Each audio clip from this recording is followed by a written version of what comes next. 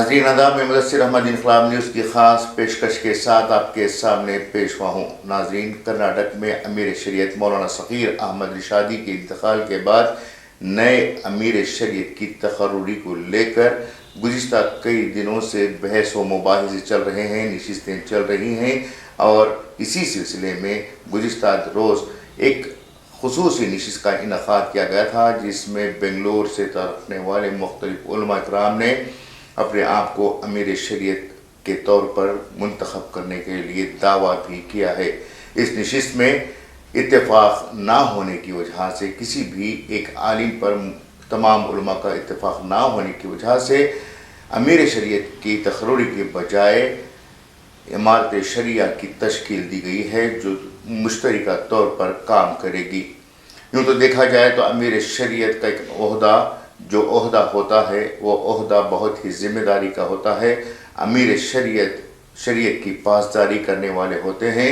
अमीर शरीयत मुसलमानों को साथ लेकर, साथ जोड़कर शरई उमूर के अलावा समाजी, मिली, दीगर मसाइल पर भी बात करने वालों में से होते हैं।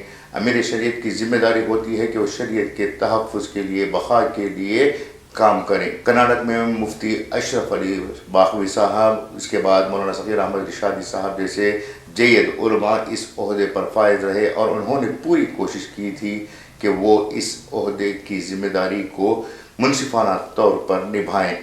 इसके बाद आज जो सिलसिला शुरू होने जा रहा है उस पर कई तरह के सवालात उठ रहे हैं। फ़िलवक्त कर्नाटक में अमीर शरीयत की तकर्रुरी तो नहीं हुई है, लेकिन सवाल ये उठ रहा है कि आखिर अमीर शरीयत जो इस वक्त बनेगा उससे कौम मुस्लिम को क्या फ़ायदा होगा। सबसे अहम और सबसे बड़ी बात यह है कि जो अमीर शरीयत कर्नाटक में मुंतखब किया जाता है वो एक मखसूस ग्रोह का होता है। देवबंदी मकतब फ़िक्र से ताल्लुक़ रखने वाले उलमा अपने अमीर शरीयत का इंतखाब करते हैं, जबकि बरेलवी हो या फिर अहले हदीस हो या फिर और कोई मसलक हो या मकतब फ़िक्र हो या ग्रोह हो, वो देवबंदी मसलक के या मकतब फ़िक्र के जानिब से मुंतखब होने वाले अमीर शरीयत को अपना अमीर तस्लीम नहीं करते। यूँ देखा जाए तो अमीर शरीयत ख़ुद भी अपने ग्रोह के लिए, अपने मकतब फ़िक्र के लिए महदूद होते हैं और वो इज्तिमाई तौर पर क़ियादत के लिए तैयार नहीं होते। मुसलमान जहाँ पर मुख्तलिफ़ मकतब फ़िक्र और मसलकों में बटे हुए हैं, वो तमाम के तमाम एक अमीर शरीयत की इताअत के लिए तैयार नहीं हैं। जो अमीर शरीयत कर्नाटक में हैं वो सिर्फ महदूद या फिर मुख्तसर यानी रिज़र्व ग्रोह के लिए ही अमीर शरीयत माने जाते हैं। इन हालात में सवाल ये उठता है कि आखिर एक अमीर शरीयत जो मखसूस फ़िरक़े के लिए या मकतब फ़िक्र के लिए हो, वो कैसे मुसलमानों के अमीर शरीयत बन सकते हैं। यहाँ सवाल ये भी उठता है कि आखिर अमीर शरीयत बनाने के लिए या फिर तस्लीम करने के लिए क्यों दूसरे मकतब फ़िक्र के, दूसरे मसलकों के उलमा को मदऊ नहीं किया जाता। कर्नाटक की तारीख़ में कभी भी ऐसा नहीं हुआ कि तमाम मकतब फ़िक्र या मसलकों के उलमा व ज़िम्मेदारों ने बैठकर या फिर दानिश्वरों ने बैठकर मुसलमानों के अमीर या फिर अमीर शरीयत की तकर्रुरी के लिए काम किया हो। सिर्फ एक सिलसिला चलता आया है कि महदूद तबक़े के लोग ही इस ओहदे पर फायज होते रहे हैं। यहाँ इस दफ़ा जो लोग अमीर शरीयत के ओहदे के लिए दावेदार थे, उनकी शख्सियत पर जब नज़र डाली जाए तो वो भी मुतनाज़ शख्सियात में से हैं। बाज़ इनमें से ऐसे उलमा थे जिन्होंने IMA जैसे घोटाले में मुलजिम मंसूर अली ख़ान की मदद की थी, उनकी पब्लिसिटी की थी और वो इस सिलसिले में आज भी अदालतों के चक्कर काट रहे हैं। बाज़ की शनाख्त कांग्रेस के उलमा में से होते हैं जो सिर्फ कांग्रेस पार्टी की इताअत के लिए जाने जाते हैं, और बाज़ का ताल्लुक़ ऐसा है जिनके ताल्लुक़ से लोगों में अक्सर बदगुमानियाँ पेश आती रही हैं। इन हालात में सवाल ये है कि क्या ऐसे उलमा अमीर शरीयत बनने के लायक है। अमीर शरीयत का एक ओहदा जो मुसलमानों के शरीयत के मुहाफ़िज़ होते हैं, उनके पर जब ऐसे इल्ज़ामात लगने लगेंगे तो कैसे इस बात पर यकीन किया जाए कि अमीर शरीयत कैसे मुसलमानों की फलाह व बहबूदी के लिए काम करेंगे।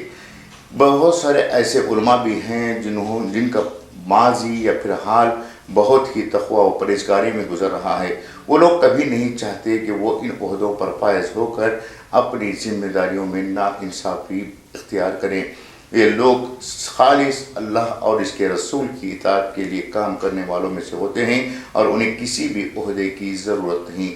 وہ اپنی زندگیوں کو اللہ کی راہ میں وقف کیے ہوئے ہیں اور وہ چاہتے ہیں کہ وہ اللہ تعالیٰ انہیں ایسے عہدوں سے دور رکھے اور ان کی آخرت میں انہیں اس کی جزا ملے۔ لیکن یہاں پر جس طرح سے رضاکشی چل رہی ہے وہ اس بات کی دلیل ہے کہ یہاں امیر شریعت ہونا اہم نہیں ہے، بلکہ اپنے پروٹوکول کو، اپنے پروفائل کو بڑھانا بہت ہی اہم ہے۔ یوں دیکھا جائے تو بھارت کے 24 ریاستوں اور یونین ٹیریٹوریز میں کہیں بھی امیر شریعت کا پورٹ فولیو نہیں ہے، لیکن کرناٹک میں اس پورٹ فولیو کو اس طرح سے ہائڈ کیا جا رہا ہے، اس طرح سے اجاگر کیا جا رہا ہے کہ مانو امیر شریعت بننے کے بعد وہ یہاں کے سلطان بن جائیں گے، یہاں کی حکومت انہیں اپنے مشیر خاص بنائے گی۔ اس طرح کی کوششیں چل رہی ہیں، حالانکہ امیر شریعت کے دربار میں گزشتہ کئی سالوں سے کانگریس اور JDS کے علاوہ کئی سو کالڈ سیکولر سیاسی جماعتیں پیش ہوتے رہے ہیں اور ان سے آشیرواد لینے کی کوشش کرتے ہیں۔ حالانکہ آشیرواد دینے کا کام تو امیر شریعت نے کبھی نہیں کیا ہے، لیکن ان سے ملاقاتوں کا جو سلسلہ اور جو روابط ہوتے ہیں ان روابط کو دکھا کر وہ مسلمانوں میں یہ پیغام پیش کرنے کی کوشش کرتے ہیں کہ امیر شریعت کی ہمیں آشیرواد مل چکا ہے تو مسلمانوں کی بھی ذمہ داری بنتی ہے کہ وہ ہمیں ووٹ دے کر اقتدار پر لائیں۔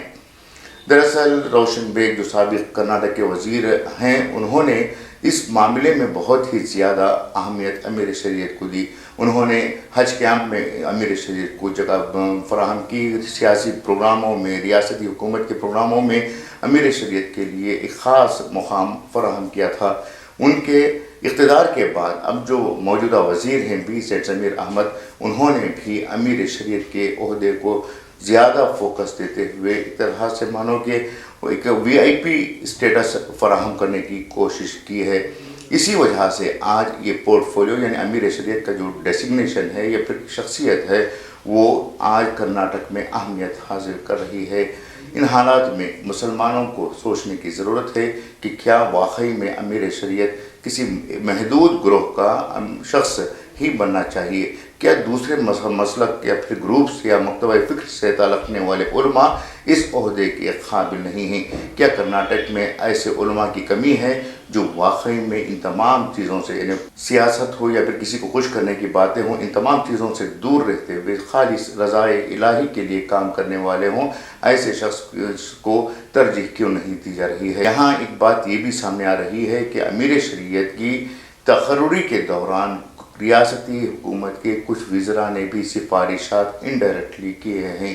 یہ بات کہاں تک درست ہے وہ اللہ ہی بہتر جانتا ہے، لیکن جو بات سننے میں آ رہی ہے اس کے مطابق یہی بات سامنے آ رہی ہے کہ مخصوص شخصیات کو ریاستی حکومت کے کچھ وزراء سفارش کرتے ہوئے انہیں امیر شریعت کا عہدہ دلانے کی کوشش کر رہے ہیں۔ یہ ہمارا المیہ ہے، یہ مسلمانوں کا المیہ ہے کہ سیاسی شخصیات بھی اب امیر شریعت کی تقرری کے لیے سفارش کرنے پر تلے ہوئے ہیں۔ اگر واقعی میں مسلمانوں کو قیادت یا پھر امیر کی ضرورت ہے تو ایک ایسے شخص کی ضرورت ہے جو تمام مکتبہ فکر، تمام مسلکوں اور تمام لوگوں کو ساتھ لے کر ملی سماجی مسائل پر آواز اٹھانے والا ہو۔ ایسا شخص ہرگز بھی مسلمانوں کا امیر نہیں ہو سکتا جو حکومتوں کی چاپلوسی کرے، ان کے تلوے چاٹے اور حکومتوں کے وزراء کی جی حضوری کرے۔ ایسے شخص مسلمانوں کے امیر تو نہیں ہو سکتے، البتہ حکومتوں کے خاص ضرور ہو سکتے ہیں، حکومتوں کے مشیر ضرور ہو سکتے ہیں۔ تو یہ جو امیر شریعت کا پورٹ فولیو ہے وہ اگر نہ ہی ہو تو بہت اچھا ہے، کیونکہ اکثر موقعوں پر امیر شریعت کے نام پر حکومتیں مسلمانوں کو گمراہ کرتی آئی ہیں۔ اگر اسی سلسلے کو برقرار رکھا جائے تو آنے والے دنوں میں مسلمانوں کے لیے بہت بڑا نقصان ہو سکتا ہے۔ یقیناً آج جو صحیح علماء ہیں، جو تقوی و پرہیزگار والے علماء ہیں، وہ ان تمام چیزوں سے دور رہتے ہیں، لیکن ان کے تقوی و پرہیزگاری میں جو خاموشی ہے وہ بھی قابل قبول نہیں ہے۔ ایسے علماء کو چاہیے کہ وہ ان تمام حرکتوں کو انجام دینے والے علماء کو روکیں اور مسلمانوں کی صحیح رہنمائی کے لیے آگے آئیں۔ یہ تھی آج کی اہم اور خاص پیشکش۔ امید کہ آپ کو پسند آئے گی۔ میں مدثر احمد آپ سے اجازت چاہوں گا۔ شکریہ۔